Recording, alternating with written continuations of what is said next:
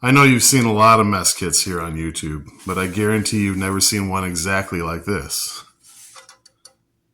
Because this one's unique. This is an M1910. This one served alongside with a brave soldier during World War I.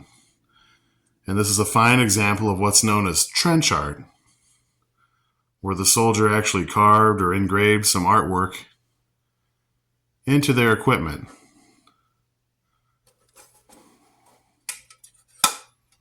You can also see on the back side, Le Mans, France, and also Camp Mills, LI. Now, Camp Mills was the jumping off point for a lot of U.S. soldiers during World War I. It was on Long Island, New York, and basically in 1917, it sprouted up as a tent encampment. And that's where a lot of the members of the Army National Guard, or the U.S. National Guard at the time, would be sent to and prepare to ship out to Europe. This mess kit you can see is engraved by a man named Lloyd L. Mulligan. I did some quick research, and sure enough, this man was a resident of New York. He was probably about 29 years old in 1917, so I'm fairly confident that he was a member of the National Guard, probably of the state of New York. Let's have a closer look here at the lid. It says Lloyd L. Mulligan.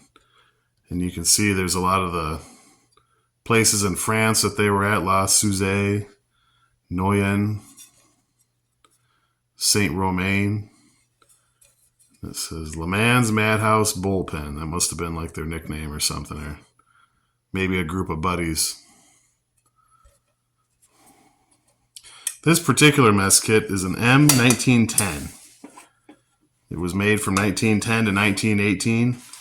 It's commonly referred to as the meat can.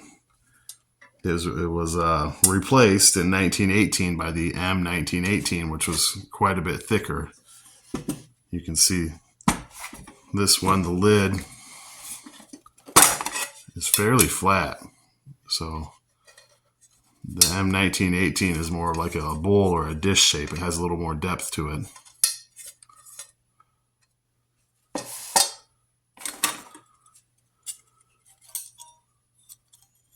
GI World War I era silverware. This knife is even stamped 1917. So this was probably issued at Camp Mills, New York.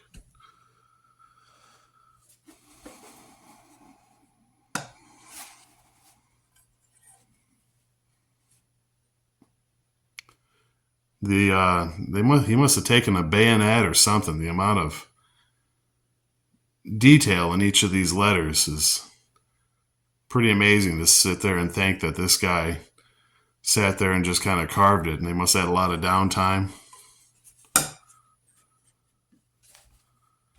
Pretty amazing. I don't know whatever became of Lloyd L. Mulligan or his descendants, or I don't know who he was, or if he even made it back from Europe. Well, maybe somebody out there watching, hey, that's my great grandpa, or who knows. To me, this is just a fine example of trench art. This, to me, is an amazing piece. It's personalized. It's got the soldier's name on it, where they were, almost like a diary. It's amazing. You can't help but think about this soldier's time in France and Camp Mills, New York, and you wonder what they went through and what kind of horrific things they had to endure. But it's just amazing. I don't own this mess kit. This is part of someone else's personal collection. This is 100% genuine. This is 100% real. With that said, there are a lot of counterfeits out there. I mean, it would be nothing for somebody to just start carving up a a $30 mess kit trying to make it into a $60 mess kit.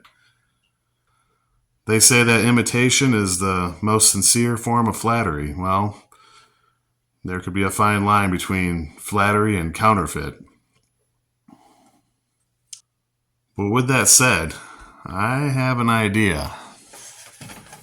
I have the cheapest made in China mess kit available on Amazon.